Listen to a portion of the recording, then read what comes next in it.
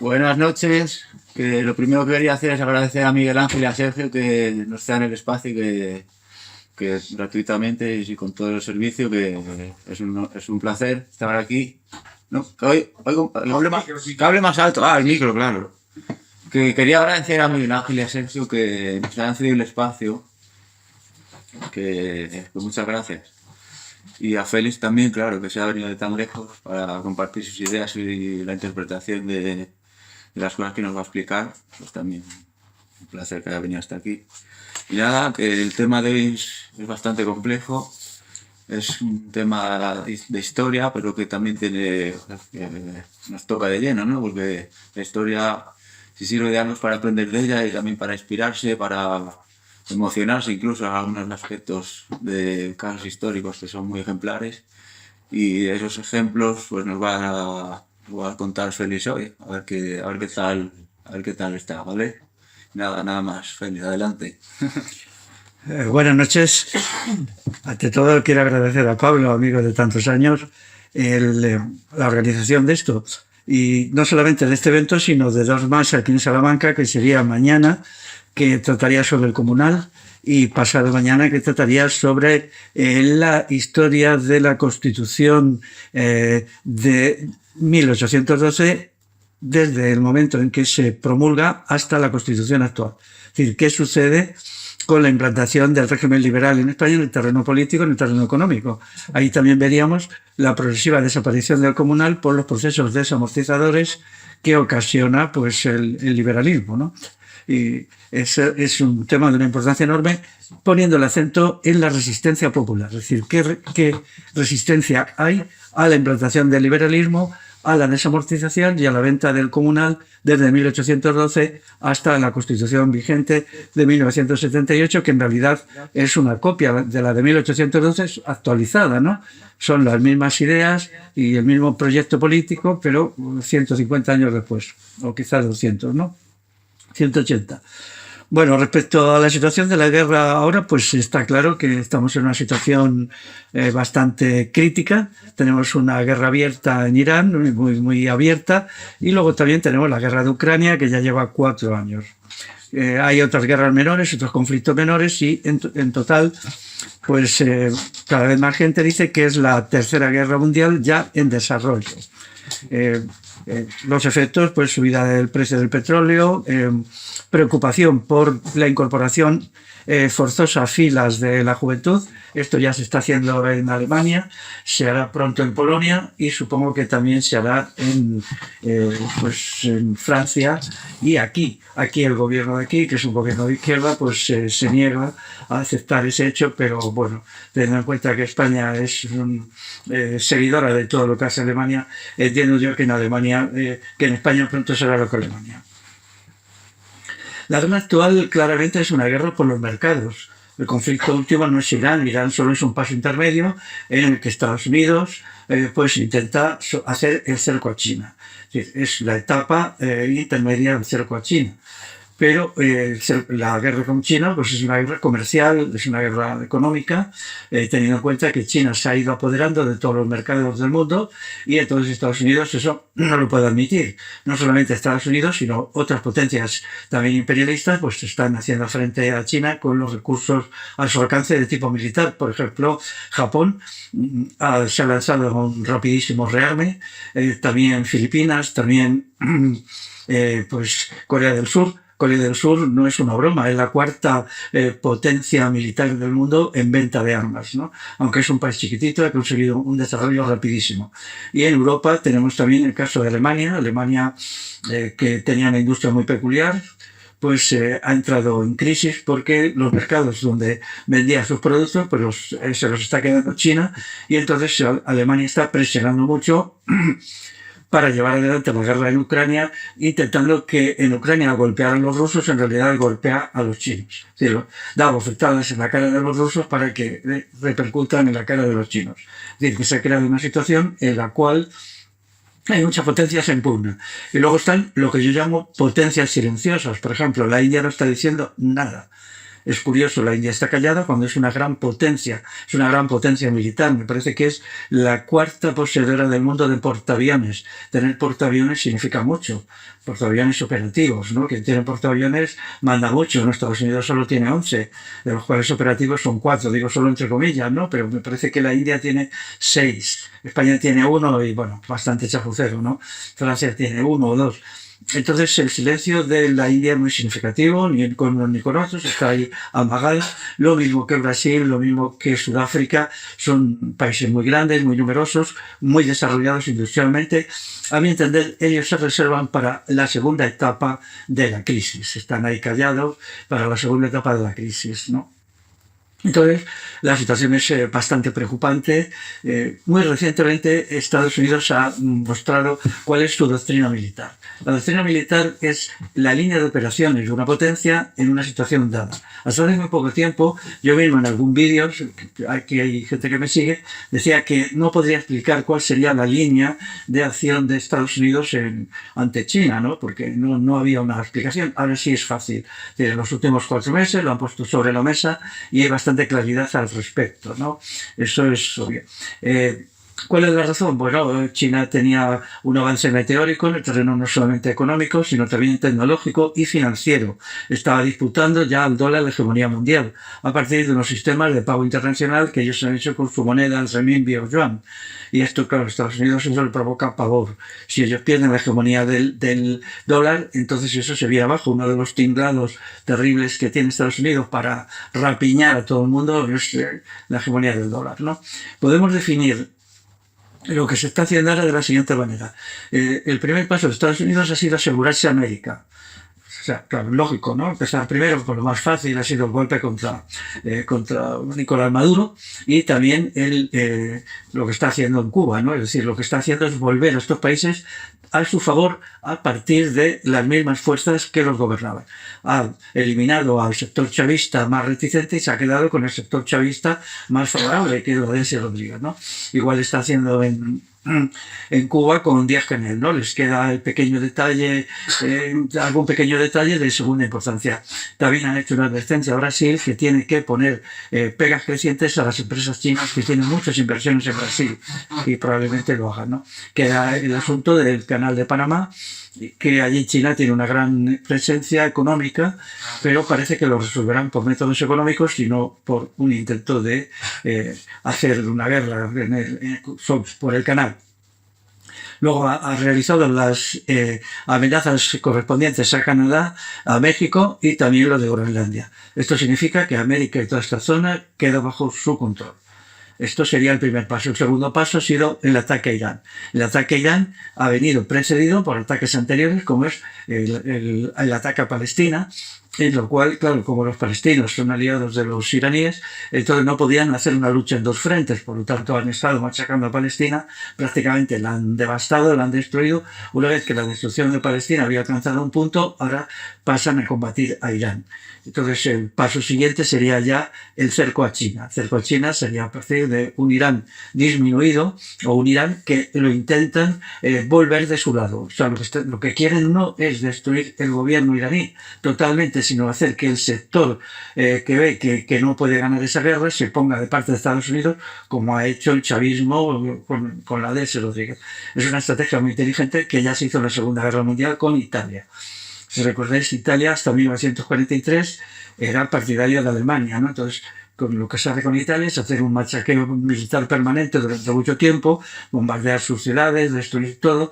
Entonces hay un momento en que Italia cambia el bando. Italia se pasa a los aliados, menos el norte. Y eso es un gran golpe económico, militar y también psicológico para Alemania, que de repente ve que el tándem Italia-Alemania, pues se queda Alemania sola e Italia se queda con el enemigo. Respecto a la guerra de Ucrania, pues es evidente que Rusia no la puede ganar, y si la ganara pues sería desastroso, porque hay un sentimiento patriótico muy fuerte, y entonces aquello sería como una guerra de guerrillas permanente que no podrías. Es decir, Rusia es una potencia militar fuerte, pero económicamente es muy débil. Entonces, 4 años después, ha demostrado que no es capaz de ganar esta guerra. Entonces, lo que hay es una guerra de desgaste permanente que convertiría a Rusia, digamos, en un enfermo económico. Entonces, el proyecto también sería que Rusia cambie de bando. Es decir, hay un momento que la economía rusa se derrumbaría, lo cual, a mi entender, no queda mucho. Y una vez que la economía rusa se derrumbe por el esfuerzo de guerra, Estados Unidos le ofrecería la mano para que también Rusia se una al cerco a China, puesto que tiene una frontera bastante grande de varios miles de kilómetros en Siberia. Y el gobierno americano, ya lo ha dicho, obligaría al gobierno ucraniano a que cediera a Rusia las provincias del este de Ucrania, ¿no? Con eso se firmaría una paz precaria. Entonces, el gobierno ruso aceptaría la alianza con Occidente y entonces China quedaría cercada. Este es el proyecto estratégico. Que esto se haga así o no se haga así ya depende de los aliados, pero esto está claro que es el proyecto que ellos quieren, ¿no? Hay que tener en cuenta que China es un hueso muy duro de roer, porque ha realizado un portento económico único en la historia, que es convertirse en primera potencia económica mundial sin acudir a la violencia armada. Esto es muy distinto de lo que hace Inglaterra en el siglo XIX. Inglaterra llegaba a un país, la amenazaba con los cañones y tal, y entonces se abría el mercado de ese país para sus mercancías. Pero siempre las mercancías inglesas iban precedidas de acciones agresivas de tipo militar, ¿no? Entonces, esto es lo que sucede aquí después de la batalla de Trafalgar, ¿no? La batalla de Trafalgar, la flota de guerra española queda destruida. Entonces es el momento en el cual Inglaterra se dedica al contrabando masivo dentro de España. No hay barcos que puedan impedir el desembarco de mercancías inglesas y eso dificulta extraordinariamente la industrialización de España. Pero antes habían tenido que ganar la batalla de Trafalgar. Y esto lo hacen en muchos sitios, lo hacen en China también, ¿no? Con la guerra del opio lo que hace Inglaterra es cañonear la flota china, la hunde y tal, y luego después de hundirla hace que China firme un contrato de libre comercio, un acuerdo de libre comercio para que las mercancías inglesas puedan penetrar. Y esto origina una catástrofe económica en China que ya se había dado en la India. Sin embargo, la China actual no actúa así. Ha ido metiendo sus mercancías poquito a poquito en apariencia sin guerra, ¿no? Entonces, claro, esto es un fenómeno único, excepcional en la historia. ¿Cuál es el mecanismo? Pues la sobreexplotación tremenda de la clase trabajadora en China, con condiciones de trabajo espantosas, de lo que está prohibido hablar y es muy difícil encontrar datos, pero son tremendas. Jornadas de 12 horas de trabajo, con fenómenos terribles de depresión, violencia, desaparición de disidentes, pero no disidentes políticos, disidentes en la empresa, ¿no? Entonces, pues claro, había llegado un momento que China era un peligro tremendo, sobre todo un peligro tecnológico, y ahora se estaba rearmando. Es obvio que si Estados Unidos no interviene militarmente, hubiera quedado como segunda potencia mundial o incluso como tercera en 2 o 3 años. Hay un informe de unos generales americanos de hace 3 años que lo dice: o actuamos inmediatamente contra China o China nos ganaría. El pulso tecnológico, que ya está por encima de Estados Unidos tecnológicamente, eso se mide por el número de patentes. El número de patentes que China hace al año, desde hace 3 es más que las que hace Estados Unidos. O sea, ya le ha arrebatado la hegemonía tecnológica, casi la hegemonía financiera, y hace mucho que exporta como 3 o 4 veces más mercancías de las que pueda exportar Estados Unidos. En esas condiciones la guerra era inevitable, pero claro, ¿qué guerra? O sea, entonces aquí están los planificadores y estrategas que definen una línea de acción. Esa línea de acción puede ser de un tipo o de otro. Yo entiendo, aunque yo estoy en contra de Estados Unidos, me parece una potencia imperialista, pero la línea de acción que han determinado para la derrota de China me parece muy acertada. Si nosotros nos remitimos a lo que es el estudio del arte de la guerra, por ejemplo, el libro de Clausewitz, en su libro de la guerra, que es todos los que intentamos entender un poquito, hemos leído a Clausewitz en el libro de la guerra, ¿no? Hay muchísimas ediciones hechas desde hace mucho tiempo sobre él en castellano. Pues siempre una guerra hay una estrategia, significa hay un problema económico, un problema político, y entonces se busca una solución militar. Entonces, la solución militar, en este caso, pues es inteligente. Otra cosa está en cómo se desarrollan los acontecimientos, porque claro, uno hace y el enemigo hace, entonces el enemigo actúa, ¿no? Ahora mismo lo que estamos viviendo es la guerra de Irán, ¿no? Irán le están triturando y Hay por ahí pues informes a favor, informes en contra de un tipo y de otro, pero yo creo que la elección del momento del ataque tiene mucha importancia. Irán tiene unos puntos débiles muy fuertes que están sabiendo explotar muy bien, ¿no? Hay uno del que nadie habla, a mí me asombra eso, que es el problema del agua en Irán. Irán está sufriendo un problema de escasez de agua descomunal, hasta tal punto que el gobierno hizo una advertencia en septiembre pasado de que quizá no podría abastecerse a la capital Teherán de agua de boca, de agua normal, y habría que abandonar la ciudad. Estaban poniendo desaladoras masivamente y también están intentando que las desaladoras se utilicen para el regadío. El proyecto de los ayatolás, cuando llegaron al poder, es un proyecto ultradesarrollista. Entonces, cuando se dice que ellos viven del petróleo, no es exactamente así, no es exactamente así. Ellos crearon una agricultura muy potente y roturaron muchas tierras y usaron masivamente el agua de riego para convertirse en un gran exportador de cereales, de frutas, de hortalizas y tal, para conseguir divisas para poder mantener una industria militar potente, que son bastante potentes, ¿no? Entonces eso ha creado un fenómeno de desecación de los embalses, de las aguas subterráneas, ha destruido los pocos bosques que quedaban en Irán y ha hecho un fenómeno de sequía terrible. Ellos tenían unas condiciones de lluvia entre 250 y 300 litros por metro cuadrado. En los últimos 10 años no han conseguido llegar ni a 150 litros por metro cuadrado. Entonces, hay una situación, ya la gente está huyendo de los pueblos, hay zonas, por ejemplo, la gente intenta entrar en Turquía, la parte esta, porque en Turquía por lo menos hay agua, ¿no? También Turquía tiene problema. Bueno, tiene el problema del agua y luego el problema del conflicto con la población. La llegada de los ayatolás allí, en realidad no es como lo cuentan, fue una guerra civil que lucharon contra grupos izquierdistas. Allí había un partido comunista muy potente, muy potente, era el tercer o cuarto partido comunista más potente del mundo. Aquellos tuvieron que destruir por medio de unas matanzas terribles. Luego había muchos grupos castristas, guevaristas, maoístas, había muchos, ¿no? Entonces, en realidad, los ayatolás no tuvieron el control del país hasta 1982. Se dice siempre 1979, pero solo en la capital. En la conquista del país duró 3 años y fue muy sangrienta, murió mucha gente. Entonces, todo eso ha creado heridas muy grandes, los familiares de los que murieron, de los que desaparecieron, de los que torturaron. Esa gente ha sido hostil siempre al régimen de los ayatolás desde siempre. Y no ha pasado tantos años, si te das cuenta, pues la gente que perdió, por ejemplo, a un hijo porque se lo mataron porque era del Partido Comunista, que se llamaba Tudeh, significa no sé el qué en su idioma, pero se llama Partido Comunista de Irán Tudeh. Yo tengo un documento suyo, traducido al castellano, sí. Entonces, pues todavía tienen ese recuerdo. Entonces, la inestabilidad del régimen iraní es muy fuerte y hay un odio muy grande. Y luego está también la resistencia al Islam como religión. Allí la mayoría de la juventud se ha pasado al ateísmo, pero al ateísmo militante, y la creencia en la religión musulmana pues es de una minoría, realmente de una pequeña minoría incluso. Esto ya se sabe desde hace 20 años, algún periodista que ha ido por allí y ha encontrado que el giro al ateísmo, la increencia, la incredulidad es grande. Y luego, pues las últimas movilizaciones populares son una mezcla de todo esto. La prensa dice, han sido por el velo o han sido por razones económicas. No es verdad, han sido por un conjunto muy complejo. La gestión que se ha hecho de la agricultura y del agua, el problema religioso, la falta de libertades, el problema del velo. Y luego las matanzas continuadas. Irán, según Amnistía Internacional, condena a muerte y ejecuta unas 1000 personas cada año. Eso es una cantidad tremenda. Ejecuta, ahorca. Entonces, damos cuenta, cada vez que ahorcan a alguien, pues claro, sus amigos, hermanos, familiares no son precisamente entusiastas del régimen, pero llevan así, si multiplicáis por 30 años, daros cuenta de lo que significa, ¿no? Y luego la última movilización, que ha sido brutal.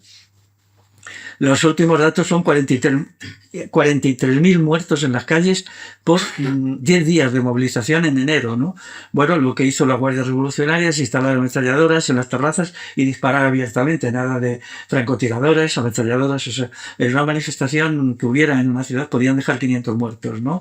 Entonces los datos son 43.000. El gobierno, por supuesto, no ha dado datos, otros dan 40.000, otros 50.000. Bueno, es muy difícil saber porque llegaban rápidamente con camiones, cogían a los cadáveres y los echaban en fosas, ¿no? Todo eso ha creado un odio y una desesperación brutal. si nos preguntamos por qué atacan con tanta precisión tanto los misiles estadounidenses como los misiles sionistas a Irán, es porque tienen una gran cantidad de información, La gente les informa constantemente a través de internet, de teléfonos móviles. Cuando un jefazo va a un sitio, puede haber, cada vez que pasa por un sitio, gente desesperada porque han matado a su padre, porque han matado a su hijo, por lo que sea. Está pasando esto, está pasando lo otro, y eso hace que su precisión fuera total. No es como se está diciendo porque hay una tecnología muy avanzada, eso es la tecnología secundaria. Hay un conflicto brutal, abierto, ¿no?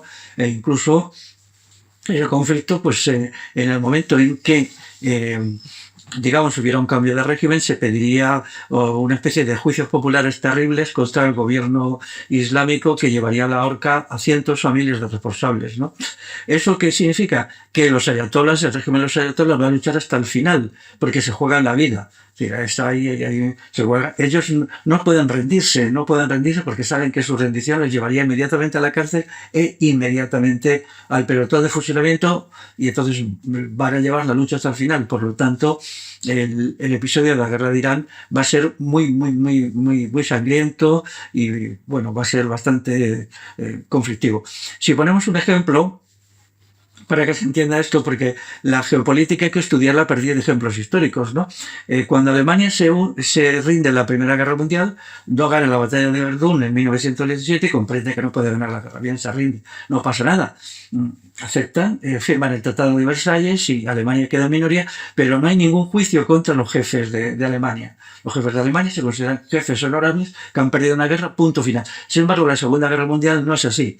Cuando los jefes nazis comprenden ya en febrero de 1943 que habían perdido la guerra, no se pueden rendir porque había un sector en Alemania que les llevaría al pelotón de ejecución inmediatamente con el apoyo de los aliados. Entonces ellos, sabiendo que no podían ganar la guerra, continúan la guerra 2 años más, hacen unas grandes carnicerías y obligan a las potencias aliadas a bombardear Colonia, Dresde. En Dresde, el bombardeo de abril de 1945 hizo 600.000 muertos. Todo eso se hubiera evitado si los jefes nazis se hubieran rendido, que era lo lógico. Ellos no podían ganar la guerra, ellos lo sabían, pero claro, tenían que luchar porque luchaban por su vida. Entonces en Irán se crea una situación similar, pero mucho peor.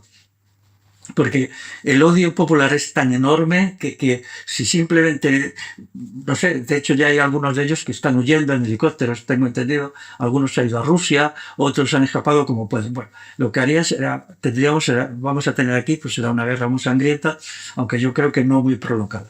Una vez que Estados Unidos triunfe, pues el paso siguiente sería China. China sería la culminación, entonces yo entiendo que lo he explicado en varios vídeos, lo que haría sería el cerco a China, un sistema de cerco que le iría asfixiando. China no podría resistir tantas potencias enfrentadas con ella. Y entonces aquí sí se aplicaría probablemente el modelo del Tratado de Versalles, es decir, China cercada por el norte, cercada por Japón. Daros cuenta que Japón es la 5ª potencia militar mundial. No estamos hablando de países de Chichenau, como se decía antes, ¿no? Luego además allí, pues también Australia es muy hostil. Contra China mandaría tropas a la Unión Europea con muchas ganas. En la Unión Europea se han desarrollado potencias militares enormes. Por ejemplo, Polonia. A mí me alucina lo que ha hecho Polonia. Es que yo me quedo como un país que no era nada hace 25 años. Ya sabéis que aquí venían polacos. Yo viví en una ciudad que la mitad de la población aquí en España eran polacos, y todos estos han vuelto a su país y han tenido un desarrollo impresionante, ¿no? Entonces ellos quieren parte del mercado mundial, y entonces esa parte hoy la tiene China. Entonces están deseosos de participar en el ataque contra China, ¿no? Y Alemania igual. Y hay muchos países, ¿no? Entonces hay un cerco que terminaría, yo entiendo, con un acuerdo parecido al Tratado de Versalles. Es decir, no llegaría a haber una guerra abierta, sino en algún momento China comprendería, si es razonable, que no tiene nada que hacer y aceptaría un tratado de limitación, de autolimitación económica de su economía para distribuir el mercado mundial entre las potencias triunfantes, que es lo que se hizo cuando el Tratado de Versalles, ¿no? Alemania desmantela fábricas, tal, para que Inglaterra, Francia, Estados Unidos pudieran hacerse con esa parte del mercado mundial.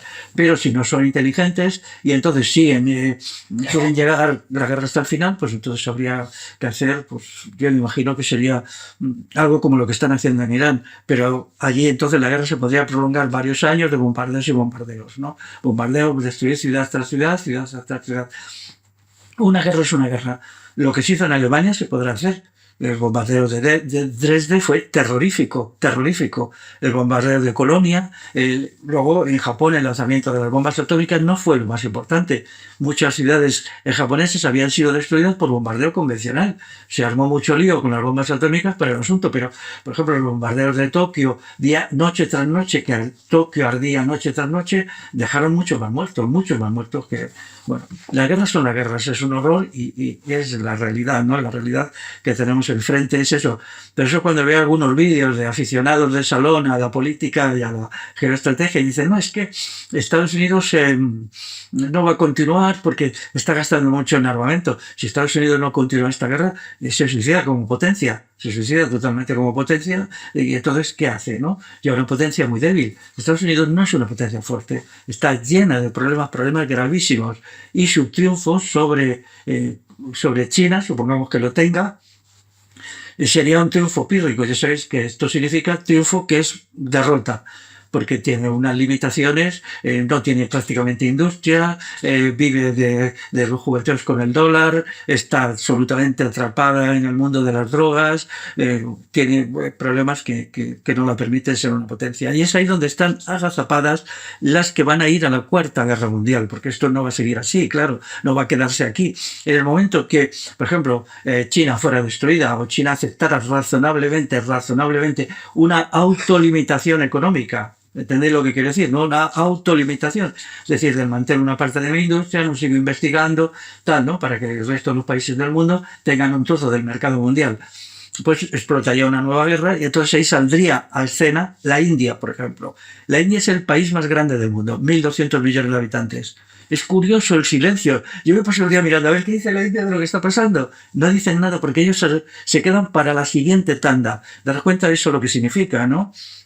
Eso significa que nos estamos adentrando en una sucesión casi ilimitada de guerras por las características actuales del mercado mundial. En la medida que los medios de transporte hoy son muy potentes, el mercado mundial es asequible a través de los barcos. Es decir, un productor puede llevar sus mercancías a la otra punta del mundo en 24 horas. Eso antes no sucedía. Los barcos tardaban mucho en los tiempos de la potencia decimonónica. Ahora la lucha por los mercados es tremenda. Lo único que hay que hacer es seguir el modelo chino. Cogemos a un montón de gente, la encerramos en las fábricas, les obligamos a trabajar brutalmente, creamos mercancías baratas y las mandamos a la otra parte del mundo y entonces conquistamos poder.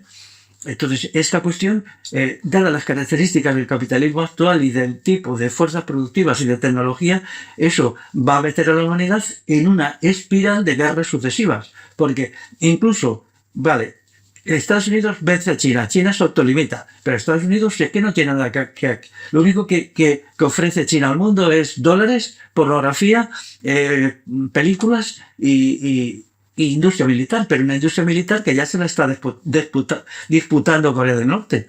Corea del Norte ya vende tanques mucho más baratos que los suyos, armamento más barato que el suyo. Polonia igual.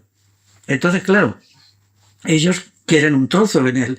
Entonces, las características del capitalismo actual, su mundialización, globalización, va a hacer una sucesión de guerras hasta que el sistema capitalista se elimine. Porque en el pasado no era tan fácil.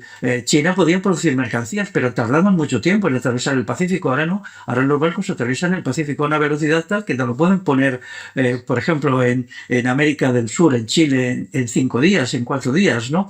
Entonces, estas características, pues, bueno, hay que estudiar la chinización de la economía mundial. Chinización significa fábricas horrorosas, 12 horas de trabajo. En las fábricas chinas ya sabes que hay una cama, ¿no? Una persona la ocupa 12 horas esa cama y otra persona otras 12 horas. Es realmente lo que se ha llamado esclavismo tecnologizado. Se crean productos muy avanzados tecnológicamente, pero en un sistema esclavista. Y hay un proyecto del gobierno chino por establecer 29 días de trabajo al mes con un solo día de descanso. Allí tienen un problema que es el del suicidio laboral. El suicidio laboral, no tenemos datos, pero vamos, yo pienso que se están matando cantidad de personas. Se hizo muy famoso un poeta chino que era trabajador en una fábrica que en 2014 él se suicidó, pero bueno, sus poemas, hay una edición de sus poemas en Barcelona y él el día antes de suicidarse pues hace un poema, también está traducido del chino, Dicen, no puedo más, mi vida no puede ser esta, yo me quiero ir. Y nada, en lo que hizo la salida de la fábrica, pues se tiró por un puente de una autovía y se mató. Entonces, este hombre sabemos que lo hizo, era un chico de 27 años, porque se seguían sus poesías aquí, pero la gente anónima que no es poeta, que es solo trabajador, pues no sabemos lo que está sucediendo, ¿no? Entonces, si cualquier país impone el sistema chino, eso significaría que el sistema chino de trabajo, de sobreexplotación, de brutalidad, bueno, pues entonces la humanidad tiene delante de sí un periodo bastante largo de guerras, ¿no? ¿Qué elemento positivo tiene esto? Pues la comprensión de que el capitalismo ha llegado al límite. Y eso encaja mucho con mi intervención de mañana, que va a ser sobre la economía comunal. Precisamente la economía comunal introduce todos unos mecanismos en la economía que impiden que esto suceda, porque uno de los principios suyos es la producción para el abastecimiento en el terreno local. Al negar la noción de mercado mundial, impide las guerras por el mercado mundial. Y eso ha funcionado bastante bien aquí en la economía del pasado, ¿no? Y ha sido muy eficiente y en realidad es la única salida. Pero yo esto de que lo he aprendido, pues del comunal que hay aquí, ¿no? Aquí todavía quedan 7 millones de hectáreas y bueno, hay que entender los mecanismos del comunal, ¿no? Hay bastantes libros. Joaquín Costa, por ejemplo, su libro Colectivismo Agrario en España, es un libro interesante, aunque él no entiende mucho lo que es el comunal, pero da muchos datos que lo permiten entender. Y si no, pues sería la opción otra de esta gente, ¿no? Luego, además, los estados están en pugna. Claro, Estados Unidos, pues si pierde una parte muy importante de sus empresas, pues no ingresa suficientes impuestos. Y entonces, pues esto les lleva a exigir que sus empresas estén en todas partes. Ya veis el esfuerzo que ha hecho el gobierno actual por lo de los juegos con los aranceles, pero los aranceles no han funcionado. No, los aranceles tienen muchos problemas. No es tan fácil poner aranceles y todo lo que se han lanzado es a la guerra abierta. Pero esta guerra ya se venía haciendo hace mucho tiempo. Los aranceles es algo que funciona parcialmente y a largo plazo, Pero Estados Unidos no puede esperar 10 años porque en 10 años perdería la hegemonía y luego sería muy difícil recuperarla, ¿no? Bueno. Entonces, mi criterio es que hay que estudiar las experiencias históricas que ha habido de resistencia a la guerra, pero sabiendo que nos enfrentamos a un fenómeno nuevo que es, bueno, pues el desarrollo tecnológico ha hecho posible que el mercado mundial esté al alcance de cualquiera, cuando antes no sucedía, ¿no? Es curioso la gente que dice no a la guerra, pero si dicen no a la guerra y sí al capitalismo, pues vas a tener solo otra guerra más y otra guerra más, ¿no? Porque, claro, lo que os decía antes es muy gráfico, está ahí, sobre todo el fenómeno de la India, pero también de Brasil. Brasil está callado, Brasil es una gran potencia. Hay que tener en cuenta que Brasil ya no vive de exportar café, de exportar azúcar. Brasil tiene una industria muy desarrollada, muy desarrollada. Esos sí están ahí esperando el segundo momento. Para ellos sería estupendo decir, Estados Unidos se ha destruido, China se ha destruido o se ha debilitado, las potencias y luego nosotros somos las potencias emergentes. Eso puede suceder dentro de 10 años. Entonces veríamos una reconfiguración de potencias en que a lo mejor Alemania no puede soportar la hegemonía de la India y declararía la guerra a la India. Bueno, pues esto sería el cuento nunca acabar, ¿no? Entonces hay que ver qué es lo que hace que esto sea así, que es la existencia de un mercado mundial cada vez más asequible a cualquiera que tenga algo que ofrecer, ¿no? Entonces, como uno de los principios del comunal es eliminar esto y establecer que la producción sirve a lo local y a lo comarcal, que eso es un principio que ha existido de siempre, ¿no? Que esto además se estableció para eliminar el sistema económico que había impuesto el Imperio Romano. El Imperio Romano estableció un sistema económico que, salvando las distancias, no es tan diferente como el que hay hoy. Entonces se dijo, no vamos a producir para Roma, no vamos a producir para un intercambio, vamos a producir para nosotros. Y entonces esa es la solución. Bueno. La incorporación forzosa al ejército, yo hace un año defendía que iba a ser algo muy rápido y muy inmediato aquí en España. Ahora no lo veo así porque me estoy dando cuenta que lo que se está haciendo es una guerra de máquinas, más que una guerra de soldados. Lo que vemos en Irán es una guerra de artefactos, ¿no? Y también en gran medida en Ucrania. En Ucrania hay dos guerras en realidad paralelas, la guerra de los artefactos, por ejemplo drones, pero también la guerra de grandes masas. Los rusos ya, como han perdido muchísimo equipo militar, están volviendo a un anacronismo, que es poner a 5.000 soldados aquí y obligarles a atacar. Esto son guerras de masas. Pero todos los especialistas militares consideran que eso ya no se va a hacer, porque, es decir, cuando ellos ponen sus regimientos y los lanzan al ataque, pues los que llegan al enemigo a veces no son ni el 20% los que han salido, ¿no? Y eso es aterrador, dice una gran cantidad de muertos, de heridos, y luego pues las siguientes oleadas pues tienen muchos problemas, está habiendo mucha resistencia a oficiales, soldados que se niegan a atacar, soldados que disparan contra sus oficiales rusos, violencia contra los oficiales, eso está empezando a no funcionar, ¿no? Los ucranianos ya no hacen ataques por oleadas y se están pasando a la guerra de drones, a la guerra también de otros artefactos, una guerra de artillería muy precisa. Entonces significa que los soldados ya no cumplen el papel que jugaban en la Segunda Guerra Mundial en la guerra de oleadas humanas. No, ahora ya tenemos otro tipo de guerra, ¿no? Entonces eso significa que los ejércitos, en el caso de España, que además está muy alejado de Ucrania, pues no sería una incorporación masiva a filas, sino una incorporación selectiva. Sería más selectivo, entiendo yo, ¿no? Y lo mismo cuando llegue el momento del gran conflicto China-Estados Unidos, que puede ser, pues, no sé, en unos años o tal, ¿no? Entonces me imagino más bien un escenario que tenga muchos elementos de continuidad. En el programa, en la doctrina estadounidense, han decidido dejar de un lado a África. O sea, yo también creía que intentarían actuar en África. No hablan nada de África. Dan por supuesto que una vez que China sea cercada, tendría que perder sus inversiones en África, que son enormes. Entonces piensan que con África están haciendo una estrategia de intervención indirecta, es decir, no atacan en África directamente, sino indirectamente. Indirectamente todo va a ser el eje Asia-Pacífico. Pero yo creía que sí, que mandarían tropas al Sahel para combatir la presencia de allí de los chinos y rusos, que son sus enemigos, ¿no? Parece ser que no lo van a hacer. Bueno, me parece inteligente desde su punto de vista, ¿no? Ahora mismo toda África, allí los chinos sí están enseñando ya su capacidad militar, pero no directamente. Ellos lo que hacen es financiar ejércitos de países africanos para que combatan. Entonces lo que ha hecho Occidente, pues usar tropas yihadistas en el Sahel, que están frenando a las tropas rusas, sobre todo las tropas chinas, son grupos yihadistas abastecidos por Arabia Saudí, por los Emiratos Árabes Unidos y en definitiva por Estados Unidos. Allí hay una lucha bastante dura, ¿no? En la cual el Afrika Korps ruso está siendo muy desgastado por estas tropas yihadistas, ¿no? Pero a cambio de eso, en varios de estos países ya han tomado el poder o están a punto de tomar el poder, pues algo equivalente a los talibanes, lo cual pues no tranquiliza nada, ¿no? Porque los tenemos aquí mismo, daros cuenta que algunos de estos países tienen frontera con Mauritania y Mauritania pues está a un tiro de piedra de Cádiz, por ejemplo, ¿no? Entonces pues las cosas se están poniendo un poquito difíciles, ¿no? En esta guerra de máquinas o de ingenios bélicos, los soldados ocupan una función secundaria, pero hay que estar muy atento a lo que vaya sucediendo. Entonces, si habría una sociedad militarizada, por ejemplo, habría un estado policial muy fuerte, una subida de precios, ya lo veis lo que está pasando con las pues con la gasolina y todo esto, ¿no? Una libertad en declive, un sobreadoctrinamiento, que aquí en España pues no lo vemos porque una cuestión ya marginal, que es el gobierno de izquierdas actual, que es marginal porque ya no tiene peso, no tiene fuerza, pues ha lanzado la consigna de no, la guerra es puramente demagógica. Hoy España es una potencia militar importante, de segunda fila pero importante, y eso se ha hecho con el gobierno de izquierda. Hay por ahí un informe de todos los ingenios que han desarrollado también para venderlos en el mercado mundial, porque las armas no solamente son armas, son mercancías.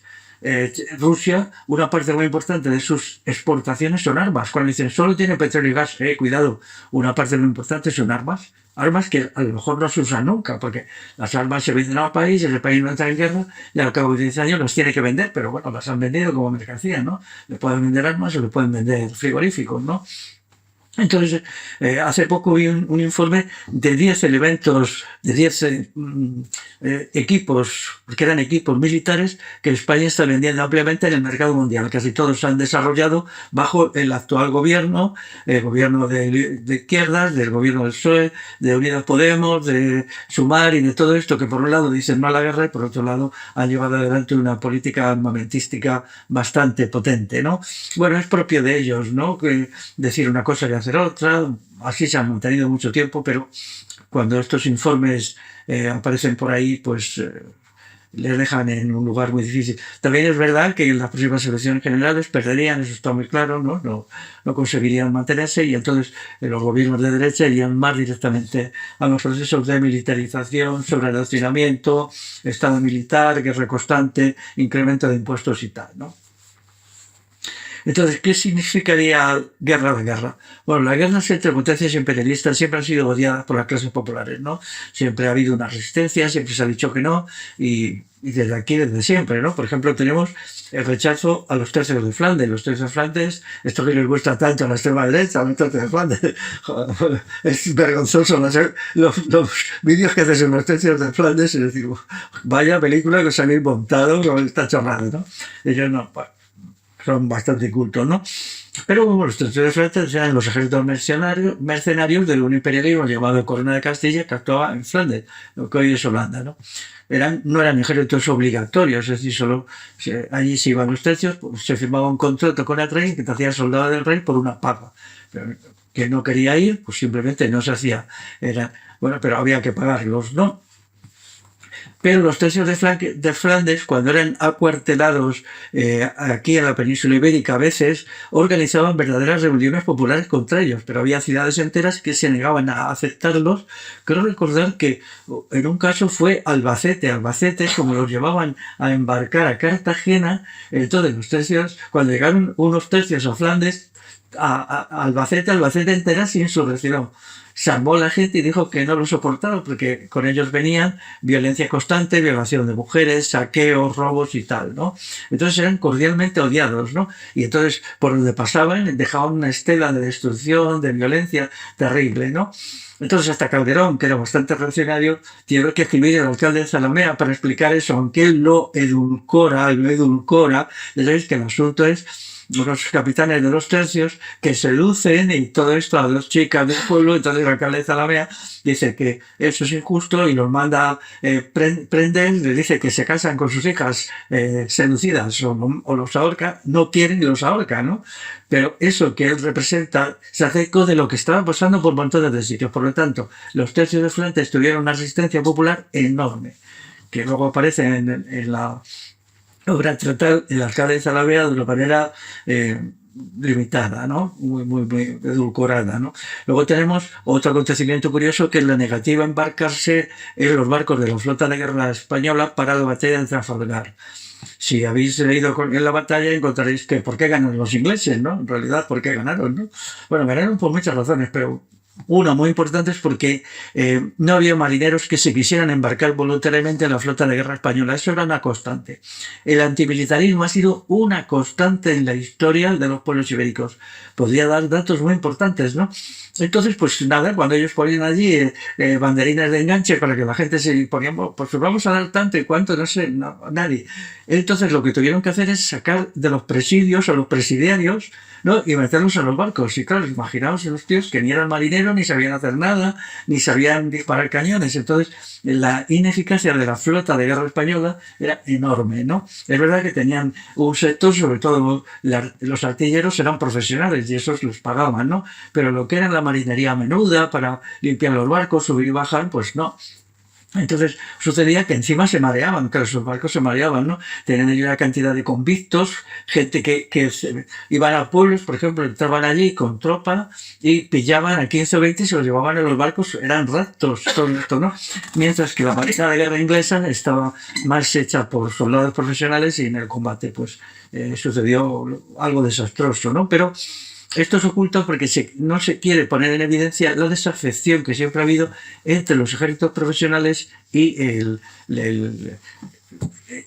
los pueblos de la península ibérica, ¿no? Esto se pone luego de manifiesto en la guerra contra Napoleón. Prácticamente nadie quería enrolarse en el ejército real, como se llamaba, en el ejército que luchaba contra Napoleón, pero las guerrillas siempre tenían gente, ¿no? Siempre. Ahí he visto cuando venía, ¿no? ¿Cómo se llama? Manuel Sánchez del Charro, ¿no? Que era el jefe de la guerrilla aquí antinapoleónica, ¿no? La guerrilla antiimperialista, pues muy bonito, ¿no? Él siempre tenía gente, pero el ejército nadie iba a enrolarse al ejército, ¿no? Porque la guerrilla la consideraban suya y el ejército la consideraban un ejército del rey, que el rey vete tú a saber, ¿no? Luego también fue muy interesante la oposición a la guerra en la batalla de Marruecos en la llamada Semana Trágica, que es que hay un llamamiento a filas para llevar soldados a Marruecos, entonces hay una insurrección general. Llega a Barcelona a ser una semana de violencia tremenda, ¿no? Que asalto de cuarteles, incendios y tal, pero también eso tiene lugar por otros muchos territorios. Se ha localizado en Barcelona, no sé por qué, pero la semana trágica fue en todas partes, ¿no? El argumento de la gente, ellos no tenían nada en contra del pueblo marroquí, no querían ir a hacer la guerra al pueblo marroquí y no querían ir a morir a Marruecos. Entonces, pues, bueno, todo eso limitó mucho, no solamente la incorporación a filas, que al final se hizo, sino otro fenómeno que da la resistencia a los oficiales. Por ejemplo, si vosotros habláis todo lo que fue, por ejemplo, todo lo que fue la resistencia en el ejército ¿no? La matanza de Anual, ¿no? Que allí el ejército español se desintegra. Y entonces nos cuenta la historia que 5.000 rifeños aflados con fusiles de chispa, claro que son fusiles de chispa, ¿no? Bueno, derrotan y destruyen un ejército español de 21.000 hombres armados con Mauser y cañones más modernos. El Mauser es el fusil que se ha estado usando hasta hace 30 años. Un arma de guerra súper eficaz, ¿no? Y súper moderna, inventada por los alemanes. Faltaría más, ¿no? Entonces, detrás de todo esto hay una historia que nadie cuenta, ¿no? Que es el momento en el cual hay un sector del ejército o de soldados que se niega a combatir. Eso es lo que sucede, ¿no? Entonces el ejército se desintegra, es decir, hay una negativa a combatir. Y eso lo hacen cientos de soldados. Cientos de soldados se niegan a combatir. Cuando los oficiales les intentan forzar a combatir, entonces vuelven las armas contra sus oficiales. Entonces lo que hay es un conflicto. Por un lado están las tropas marroquíes, por un lado están los oficiales españoles y por otro lado están los soldados españoles. Allí hay un caos y eso explica, ¿no? Explica, claro, que 4.000 rifeños pues, sean capaces de destruir un ejército y hacerle 17.000 bajas. Esas 17.000 bajas son un conflicto interno. Esto luego se va a repetir, que está mejor documentado en la guerra de Vietnam. La pregunta es, ¿quién ganó la guerra de Vietnam? ¿Quién la perdió? Está claro, Estados Unidos en 1975, pero ¿quién la ganó? ¿La ganaron los vietnamitas? No, no la ganaron los vietnamitas. La ganaron los soldados que se negaron a combatir en Estados Unidos. Los soldados estadounidenses, ¿no? Entonces empieza la resistencia a los oficiales. Esa resistencia al principio es me niego a luchar, me niego a disparar, punto 1. Porque esta guerra es injusta. Punto 2. Si tú, oficial, me intentas obligar con la pistola, yo voy a ir, pero en cuanto que nos des la espalda, vamos a disparar contra ti. Punto 3. Ya la cosa llega a ser tan tremenda que se empiezan a lanzar bombas de fragmentación contra los oficiales cuando están en sus tiendas durmiendo. Los oficiales caen en pánico. Porque claro, son tus propios hombres los que te atacan, ¿no? Y entonces, bueno, hay un libro bastante bueno que lo cuenta con bastante certeza todo esto, ¿eh? Y entonces hay un momento que el alto mando estadounidense, el general Westmoreland, envía un informe a Washington que dice más o menos: el ejército está desintegrado, los oficiales no se atreven a dar órdenes de ataque a sus soldados, lo único que podemos hacer es irnos. Antes de que esto se haga todavía más visible y pueda suceder que todo el ejército se insurreccione y quieran volver a Estados Unidos como un ejército combatiente revolucionario que toma el poder en Estados Unidos y derribe al gobierno. Entonces, ante esto se dice, vale, nos vamos. Luego tardan 10 años en reorganizar el ejército. Y de eso encargan a un general negro de 5 estrellas, cuyo nombre se me acaba de olvidar, pero bueno, es muy famoso este general, ¿no? Dicen, usted reorganíceme el ejército después de lo que ha sucedido en la guerra de Vietnam. Este señor es el que lo hace, ¿no? Luego contaban que los negros eran anti-estado y todas estas historias. Bueno, pues él es quien lo hace. Murió el año pasado este general, ¿no? ¿Colin Powell? Sí. Eso es, sí. Un general de 5 estrellas hay muy pocos. No sé si ahora en Estados Unidos hay algún general de 5 estrellas. Los generales de 4 estrellas es lo normal. Él le dieron una estrella más por el esfuerzo.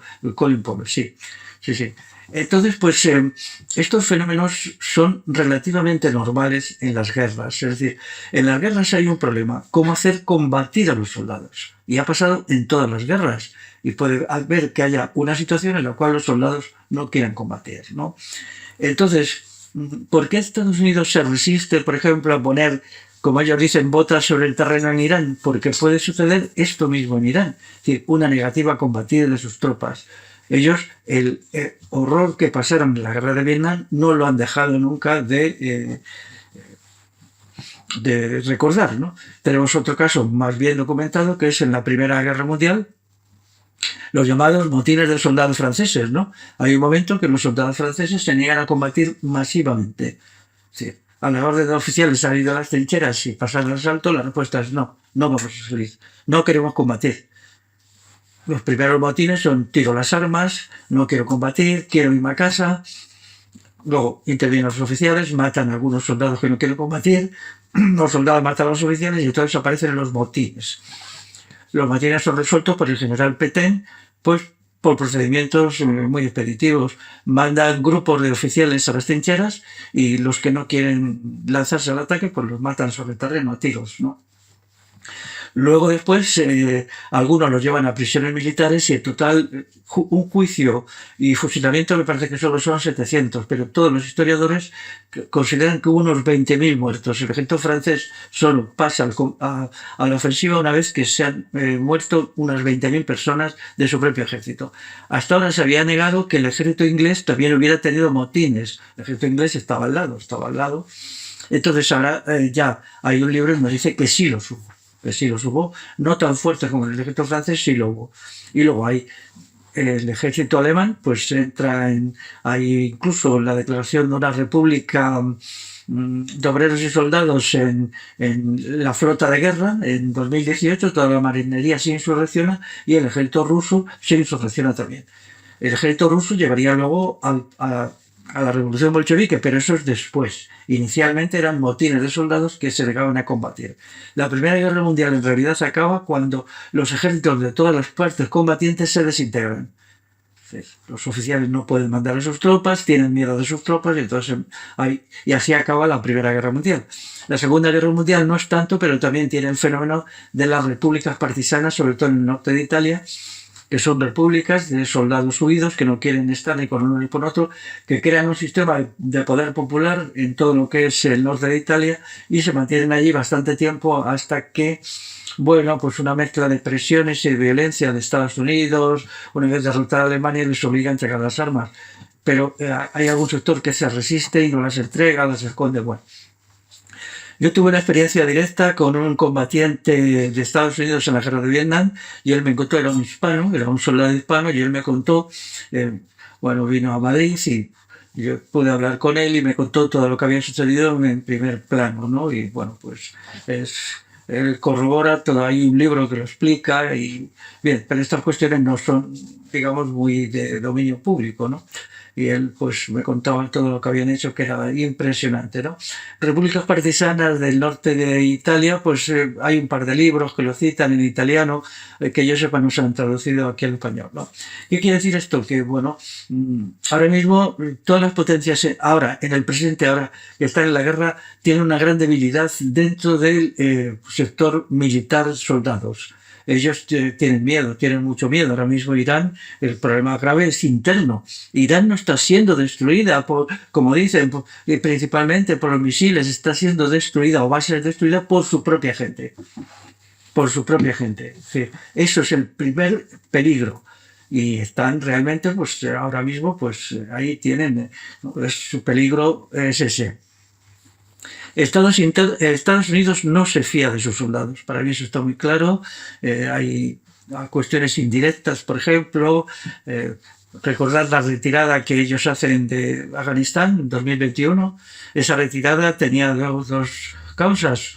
Una era la ganarse a los talibanes para el cerco a China. Afganistán tiene una pequeña frontera con China, ¿no? Y ahí están, ¿eh? No olvidad esto. Pero también el ejército estadounidense, que llevaba ya 20 años estacionado en Afganistán, estaba empezando a tener ciertos síntomas de desintegración interior. Y entonces decidieron retirarlo antes que las cosas llegaran a mayores, ¿no? Entonces dejan el poder a los talibanes por medio de un pacto secreto. Hay un pacto secreto, por el cual los talibanes se quedan con el armamento. Bueno, pues entonces esto arroja bastante esperanza de que una guerra general abierta podría ser contestada por insurrecciones de soldados que establecieran un sistema económico y político nuevo, un sistema político nuevo diferente al actual. Esto es fantasioso, a día de hoy sí, pero pensando en la perspectiva de 5 o 10 años, pues quizás sea menos fantasioso de lo que parece. La conclusión final y de acabo es que hay que distinguir entre guerras justas y guerras injustas. Hay guerras justas, hay guerras defensivas y guerras injustas, ¿no? Luego, la guerra justa tiene que ser con métodos justos. No basta hacer una guerra justa con métodos injustos.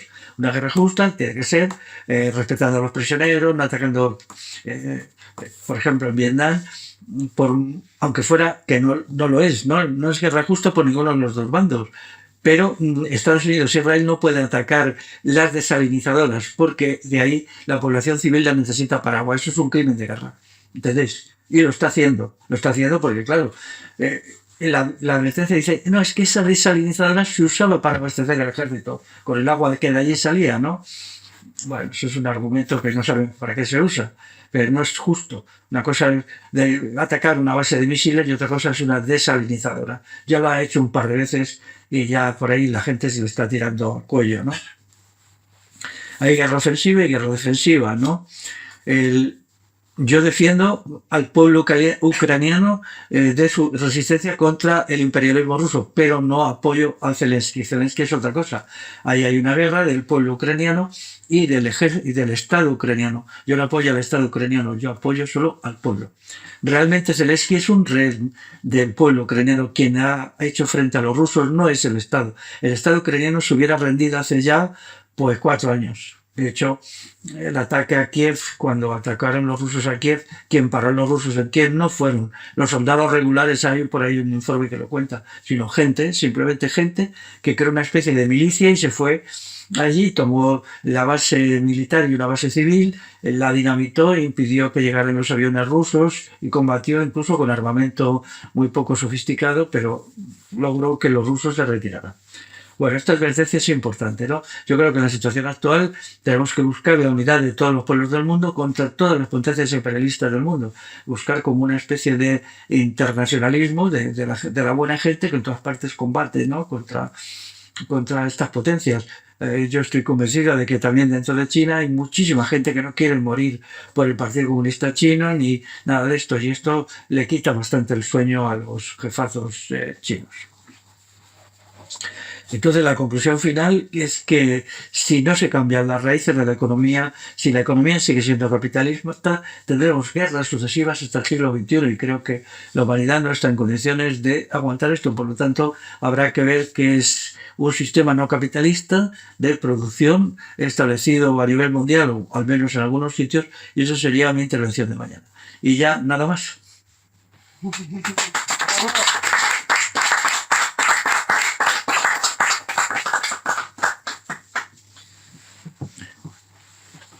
Bueno, si alguien quiere intervenir o preguntar algo. Entonces, España, ¿qué hacemos? ¿Qué quedaría España entre todo eso? Pues España es una retaguardia que ya ha enviado tropas, no solamente ha enviado un barco de guerra a Chipre, tiene aviación también en Polonia, pues España haría lo que le mande Alemania. España es un títere de Alemania, ¿no? Se habla mucho de que es un títere de Estados Unidos, pero es un títere, básicamente, forma parte de la Unión Europea y harían lo que la Unión Europea les diga, ¿no? España, en definitiva, pinta muy poquito en el terreno mundial, ¿no? Pero yo entiendo que no exigirían una gran incorporación de tropas de tierra, ¿no? Enviarían aviones, enviarían algún tipo de armamento sofisticado que tiene el ejército aquí, pero no sería algo como la Segunda Guerra Mundial, ¿no?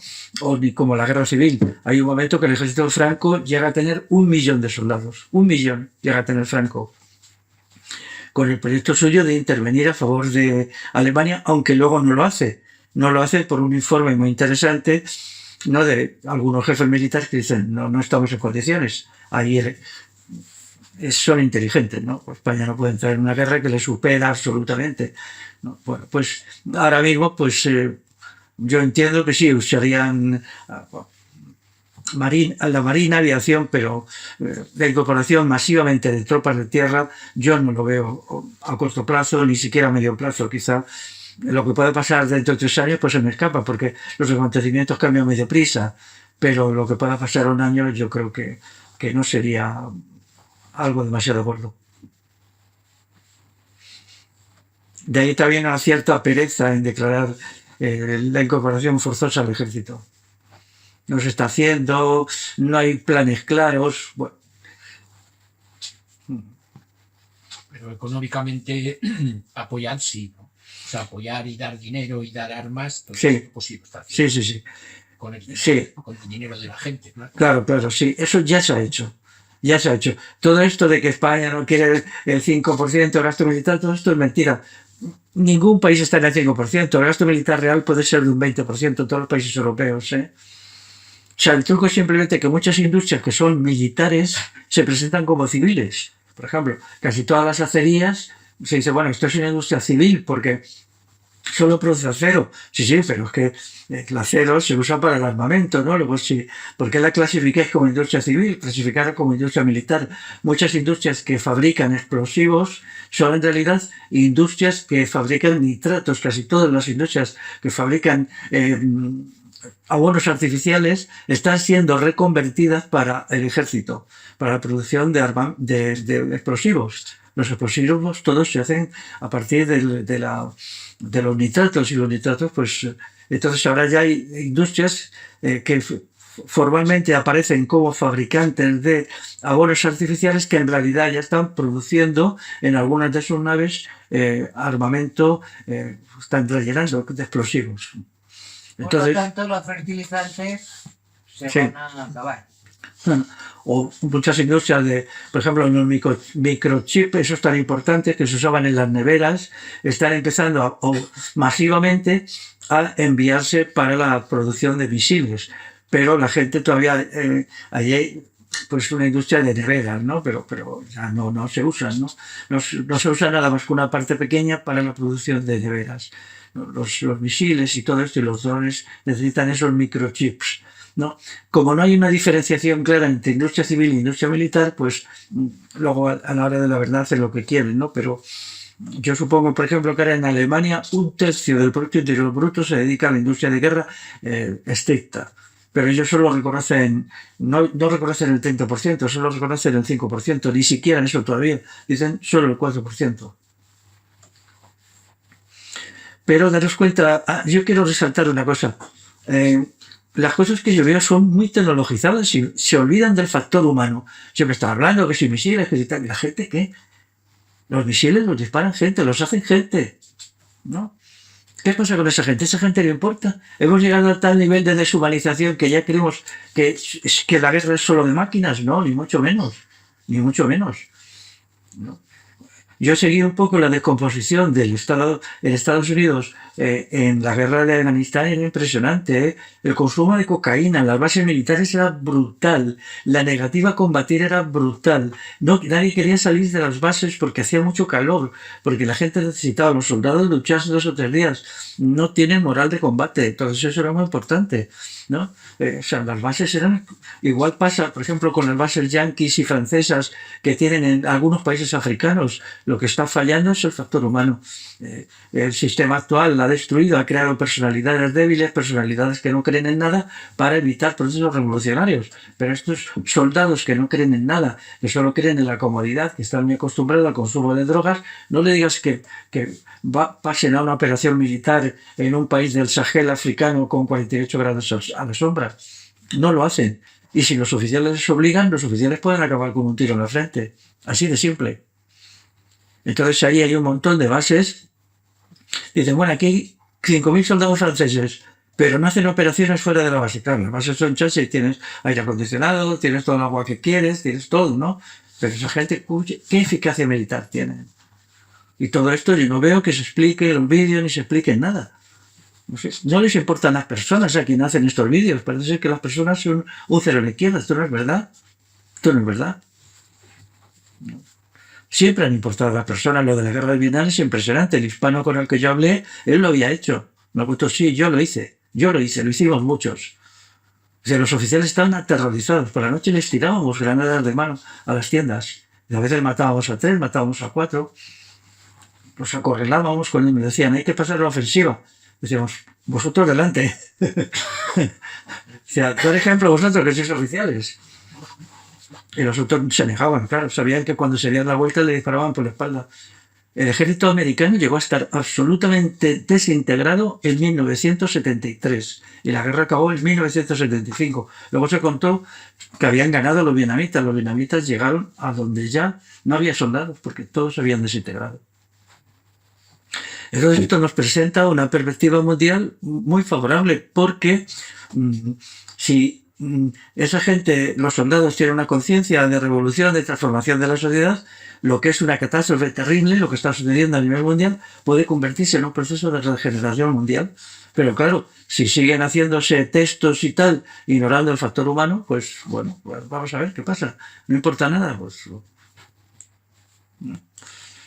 que sigan contando esto. Quizá, sí, los pilotos, vamos a ver que con bombardean y tal, pues es gente que viven, son sujetos ultra privilegiados, que entran en su avión es una maravilla, y lo único que tienen que ir es a un punto que ni siquiera ellos lo definen, se lo definen a través de sistemas GPS y se soltan las bombas allí, ¿no? Ellos no ven a los que matan y tal, pero los soldados de infantería son personas y tienen que ir, ¿no? Entonces, pues vamos a ver cómo lo hacen, ¿no? Y desde luego, también, pues si la guerra con China se alarga y hay un sistema de pobreza creciente y tal en todo el mundo, el cerco con China puede llevar años, pues entonces puede haber una reacción positiva, en el sentido de decir, vamos a acabar con todo esto por medio de procesos, digamos, de afirmación de lo popular a partir de programas económicos y políticos positivos. O sea, que estamos en una alternativa impresionante, ¿no? Por un lado, un infierno que dure 40 años terrible, pero por otro lado también la regeneración de la humanidad. O un caos, o que la humanidad se derrumbe en un caos y se mantenga un caos hasta finales de siglo, con lo cual la población bajaría, pues que 500 millones de habitantes, ahora somos 7.000, ya está bajando, ¿no? Sabéis que está bajando, ¿no? Rusia pierde 1 millón de habitantes por año, y China, pues ahora se está revaluando a la baja la población china. Ya nadie se cree en lo de los 1.100 millones, ahora están en 800 millones como mucho. O sea que, y también los datos que dan sobre su población en la India son falsos, Ya hay varios especialistas que han dicho son falsos, están mintiendo, todo el mundo miente a la baja, porque tener mucha población significa que eres una gran potencia, ¿no? Sobre China sobre la India ya hace 5 años que yo leí un informe diciendo el gobierno chino miente, el gobierno indio miente, y el gobierno chino lleva mintiendo un montón, ¿no?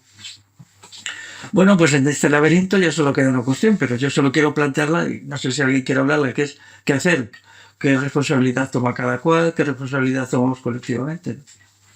Pero eso, pues hay que esperar a que las cosas maduren, ¿no? A nosotros es que es verdad que todo nos pilla muy lejos.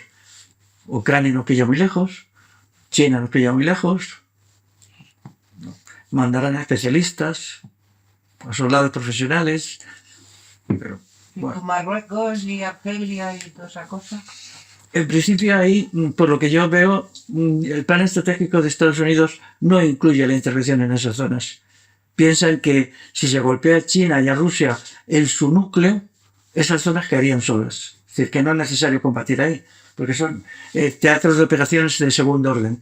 Y lo único que dejan son grupos yihadistas, de nuevo los grupos yihadistas al servicio del imperialismo occidental. ¿Quién montó el Estado Islámico de Irak y Siria? Pues lo montó Estados Unidos. Lo que pasa es que luego se le insurreccionó, ¿no? Pero la alianza entre el Islam, sobre todo el Islam suní y Occidente, es eterna. Franco mismo ganó la guerra porque el clero marroquí le proporcionó 100.000 soldados. Todos los libros que yo conozco de análisis militar de la guerra española civil dicen que si no hubiera habido esos 100.000 soldados marroquíes musulmanes, Franco habría perdido la guerra. Todos, de un bando y de otro, modernos y antiguos. Yo estoy de acuerdo. O sea que, y ahora mismo, pues les está yendo muy bien. Hay un vídeo terrorífico donde se ve como unos yihadistas hacen una emboscada a un destacamento del African Corps ruso y cómo los matan, cómo los matan. Y se ve como primero van cayendo los soldados rusos. Ese vídeo es de 2024, finales de 2024, ¿no? Y luego, como los yihadistas van a por los heridos y los van matando. Y se ve como los gritos de los heridos y tal, ¿no? Y se ven los soldados rusos, no son muchos, quizás 150, pero bueno, este vídeo se ha colado, pero parece que les están dando una paliza tremenda. Y esto, pues, los soldados, claro, Rusia no puede enviar muchos soldados a África, porque está empantanada en la guerra y necesita también muchas tropas a países que, por ejemplo, Bielorrusia. Si Rusia pierde la guerra de Ucrania, se insurreccionaría. Bielorrusia no es Rusia, aunque tenga ese nombre, ¿no? Entonces necesitan tener allí muchas tropas. A los nacionalistas bielorrusos o rebeldes bielorrusos, pues intimidarles, ¿no? Y que no se planteara la cuestión de Chechenia. Eso, bueno, como veis, el mundo arde de guerras, de conflictos y las cosas van a seguir adelante. Entonces, pues, yo lo que creo es que tenemos que estar unidos, agrupados en equipos para seguir lo que está sucediendo, ¿no? Y luego manifiesto mi insatisfacción con las explicaciones que se dan en artículos, en vídeos y tal, porque, bueno, las cosas de la guerra no son así, ¿no? No son así, ni mucho menos. Y los soldados no son robots, son personas. Son personas, no son robots. Y no creen en sus oficiales ciegamente. Ni mucho menos. Por ejemplo, voy a poner un ejemplo. Vosotros sabéis el General Patton, ¿no? La película General Patton. ¿Cuál es la verdad sobre General Patton? Sabéis que el General Patton, al poco de acabar la Segunda Guerra Mundial, muere en un sospechoso accidente de tráfico. ¿No? O sea, digámoslo abiertamente, lo matan, ¿no? ¿Por qué lo matan al General Patton? ¿Por qué? Vamos a ver, ¿y quién lo mata? El General Patton era partidario de continuar la guerra contra la Unión Soviética. Es decir, él creía que había que continuar, ya habían ganado a los alemanes y ahora había que continuar la guerra contra la Unión Soviética. Y él lo dijo abiertamente, ¿no? Era un señor que deliraba. Él deliraba y creía que la guerra era un fenómeno puramente militar. Pero el alto mando estadounidense, sobre todo el general Eisenhower, sabía algo que Patton no quería saber, porque Patton era bastante cerradamente, ¿no? Que los soldados, una vez acabada la guerra contra Alemania, querían volverse a casa. Querían volver a su país, no querían seguir luchando. Entonces, que si se les presionó para continuar la guerra, lo que podía haber eran motines de soldados continuados. Motines de soldados que podrían poner incluso en riesgo la continuidad de el poder económico y político de Estados Unidos como potencia imperialista. Entonces el general Patton, cuando hacía esas soflamas de tenemos que continuar la guerra y tal, estaba excitando una resistencia alarmada dentro del propio ejército estadounidense establecido en Europa. Y por lo tanto se estaba convirtiendo en un peligro real. Entonces, ¿quién le mata? El propio general Eisenhower y todos los altos mandos. Lo único que hacen es mandar a unos mecánicos que manipulen los frenos y cuando él, en un coche que él tenía, pues se estrella contra un árbol y ya está, ¿no? Porque se había convertido en un riesgo.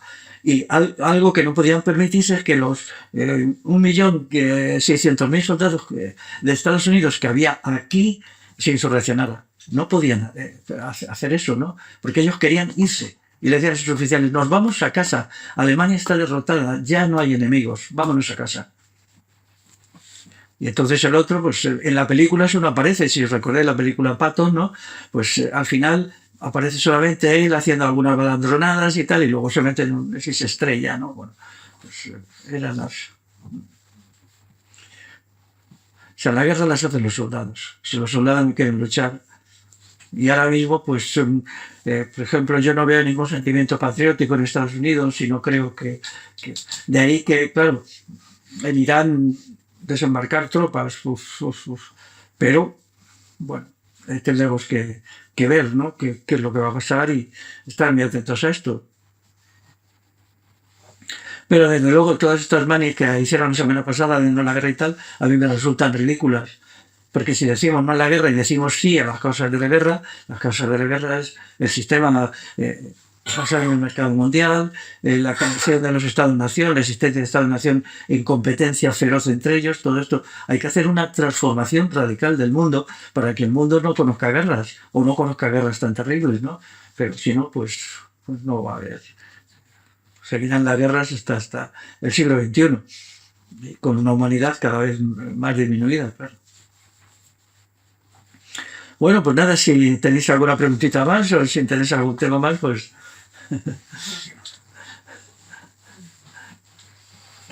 La negativa a ir a la guerra, por ejemplo, en plan personal, en plan soldado, todo esto, yo lo hice en mis tiempos, ¿no? De Franco también. Y no fui. ¿Eso sería una solución o es utópico? Bueno, sería algo a apoyar, sí. Si aquí llaman a ir al ejército forzosamente, habría que tomar medidas de ese tipo. Pero en este caso, en las actuales condiciones, eso estaría muy penado, ¿eh? Más que antes. Mucho más, sí, porque lo que está en juego, daros cuenta que lo que ahora está en juego es quién va a dominar el mundo dentro de 20 años, ¿no? España como potencia de segunda fila, pero como potencia de segunda fila, ¿no? Porque, vamos a ver, ahora mismo Europa es una cosa muy triste a nivel mundial, ¿no? Si, por ejemplo, la India da un golpe sobre la mesa, Europa es una potencia en decadencia extrema. La India podría hacerse con una parte fundamental del mercado mundial y Europa quedaría como un país tercermundista. Y esto lo llevo advirtiendo ya bastante. El destino de Europa puede ser que sea un tercermundismo similar a lo que, pues no sé, los países más pobres que hay por ahí, ¿no? Porque Europa vive del recuerdo del pasado. Europa no tiene una industria potente, no tiene una economía potente, no tiene nada en realidad, ¿no? Entonces ellos ahora, Alemania ha dicho, no, esto no puede ser. Pero claro, Alemania, ¿cómo puede financiar el rearme que se ha metido? Hablan de 800.000 millones de euros de rearme. 800.000 millones. ¿De dónde va a sacar ese dinero Alemania? Yo me pregunto, ¿no? Entonces, pues, claro, si Alemania decidiera la guerra en serio, la gente que se resiste a la guerra va a ser machacada. No como antes, que en realidad, pues bueno, se fue a la cárcel y tal, pero poquito tiempo, ¿no? Entonces hay sistemas tremendos, ¿no? Mira lo que hizo el general Pétain cuando los soldados franceses, él mandó grupos de ejecutores, sí, llegaban a las trincheras y decían, a ver, ¿quién no quiere pasar a la ofensiva? Tú, sacaban los oficiales la pistola, pum, pum, pum, fuera. ¿Alguien más? Así. La historia es así, ya sé que la historia es terrible y muchas veces hay gente que la edulcora. Yo nunca he querido edulcorar la historia. Para mí la historia es como es. Porque también os puedo contar lo que hicieron los aliados en Dresde, ¿no? Una ciudad que no tenía ninguna importancia militar en Alemania en 1945. Alemania ya había perdido la guerra. ¿Qué necesidad había de bombardear Dresde durante 2 días, que era solo una ciudad? Pues una ciudad muy bonita, con muchos museos, muchos teatros. No era un sitio, ni había industria militar, ni había nada. Entonces la bombardearon día y noche durante 3 días, ardió, toda la población murió, 600.000 personas murieron, en condiciones terribles. La gente no ardía, la gente se volatilizó. Exactamente. Os diré algo terrible, os diré algo más. Era tal el calor que alguna gente se tiró a un río que hay allí. El calor fue tal que el agua del río empezó a cocer. Bueno, en el caso de la movilización de guerra, el dinero tiene que ir manifestándose como bienes, que bienes, acero, material informático, todo esto no es dinero. Bueno, pues teniendo en cuenta que hay países superbelicistas, como Japón, por ejemplo, y como Corea del Sur. A mí lo de Corea del Sur, yo lo llevo estudiando tiempo y me quedo atónito. Un país de tercera fila que tenía su industria y tal, pero de repente, ¡puf! ¿No? Australia mismo.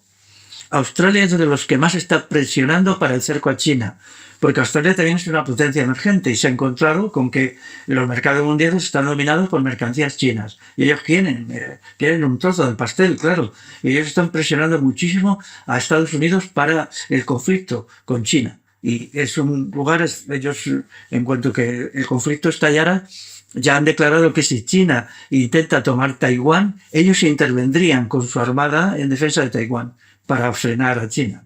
Ya lo han dicho formalmente varias veces en los últimos años, sí. Y yo me tomaría muy en serio la potencia militar de los australianos.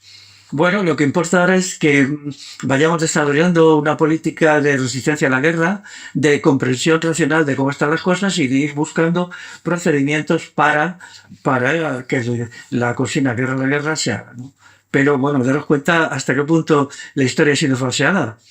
por ejemplo, el desastre de Anual, cuando lees la versión oficial te partes de risa, ¿no? O sea, llegan, lo he dicho antes, 5.000 tíos armados con fusiles de pedernal, de chispa, estos, ¿no? O sea, con 21.000 tíos armados con fusiles modernísimos, bien provistos de ametralladoras, bien provistos de municiones, y los derrotan en 3 días. Hombre, por favor, ¿no? Y luego, pues, hay alguna gente que contó cosas, ¿no?, de lo que allí sucedió, pero todavía la versión oficial se niega a reconocerlo, ¿no? Hay un conflicto terrible que ya se había reproducido antes, ¿no? Hay un libro muy bueno del Conde de Romanones, que yo leí, que se llama El Ejército Español. El Conde de Romanones era una persona muy inteligente, era un señor de derechas, pero no era tonto, ¿no? Y entonces él da unos datos muy interesantes sobre el ejército español, ¿no? Y entonces él demuestra su inquietud, porque había un conflicto siempre muy fuerte entre oficiales y soldados dentro del ejército español, de siempre. Eso era una constante de siempre, de siempre. Era muy, muy interesante, ¿no? Y él lo explica solapadamente. Es un libro de 1905.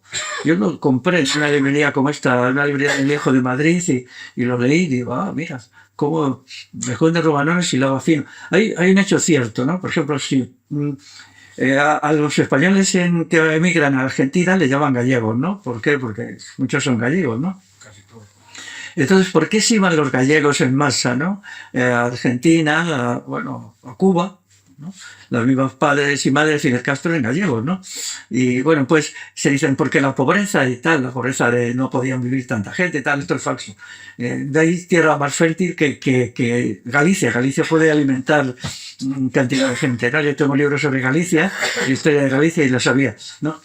Se iban la gente que iba a ser llamada a fila, la negativa de los gallegos a incorporarse al ejército español era tan total, tan rotunda, que cuando cumplían 17, 18 años, que sabían que les iban a llevar a fila, se iban a Vigo y se subían en el primer barco con destino a Argentina, a Cuba, a Venezuela, donde fuera. Esa era la verdadera razón. Y lo mismo hacían los canarios. O sea, ellos eran incompatibles con el ejército.